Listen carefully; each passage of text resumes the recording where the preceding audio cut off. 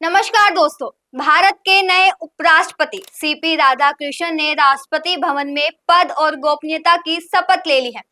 राष्ट्रपति द्रौपदी मुर्मू ने उन्हें शपथ दिलाई है। अब यहाँ सवाल ये उठता है कि उपराष्ट्रपति जो शपथ लेते हैं उसे आखिर लिखता कौन है? क्या ये हर बार नए सिरे से तैयार की जाती है या फिर पहले से तय होती है?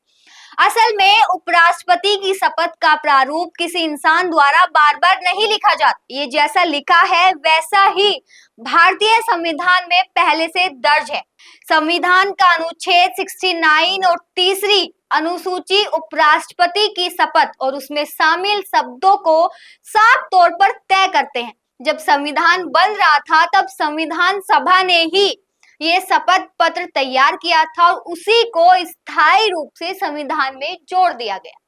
यानी जब भी नया उपराष्ट्रपति पद ग्रहण करता है वह संविधान में लिखी वही शपथ पढ़ता है। इस संविधान में ये वचन दिया गया है कि वे संविधान के प्रति सच्ची निष्ठा रखेंगे, भारत की एकता और अखंडता की रक्षा करेंगे और अपने कर्तव्य को पूरी ईमानदारी से निभाएंगे। अब बात करते हैं शपथ दिलाने की, तो उपराष्ट्रपति को शपथ हमेशा भारत के राष्ट्रपति ही दिलाते हैं। राष्ट्रपति भवन के दरबार हॉल में ये औपचारिक समारोह आयोजित होता है और पूरा माहौल बेहद गरिमामय और संवैधानिक परंपराओं से जुड़ा होता है।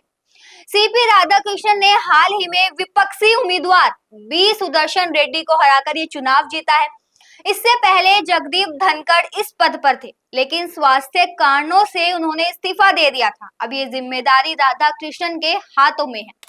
तो दोस्तों, अब आप समझ गए होंगे कि उपराष्ट्रपति की शपथ किसी व्यक्ति द्वारा लिखी नहीं जाती, बल्कि ये संविधान सभा द्वारा बनाई गई है और भारतीय संविधान में स्थायी रूप से दर्ज है। हर बार सिर्फ वही शपथ पढ़ी जाती है और उसे दिलाने की जिम्मेदारी राष्ट्रपति की होती है। ये शपथ सिर्फ एक औपचारिकता नहीं बल्कि देश और संविधान के प्रति निष्ठा और सेवा का गंभीर वचन है।